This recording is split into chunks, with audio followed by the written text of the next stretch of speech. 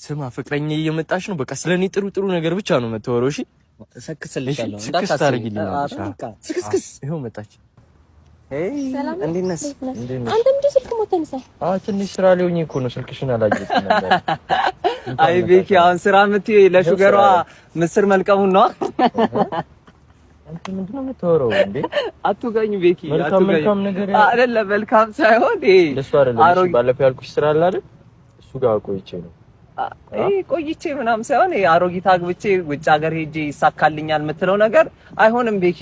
እኔም እያልኩት እስቲ በዩ ጭራሽ ነገር አይደለም። እኔ ላይ ቺት በጣም ባለጌ ነሽ፣ በጣም ባለጌ ተመልከም። አላልኩሽም? እሱ አይጠቅምም። ልጁ እንዲህ ሴሌ ሰፍ እኔ ይሻልሻል። ሲጀመር ምርጫሽ እኮ ነው። አንተ ራስህ ያሆነ እሺ ባለጌ። አንተ ምን ማለት ነው? እኔ አልነገርኩም። ሴቶች የሚፈልጉትን እስኪያገኙ ነው። ሌላ ሰው እንጠብሳለን። ማርያም እቺ አትሆነም ሲጀመር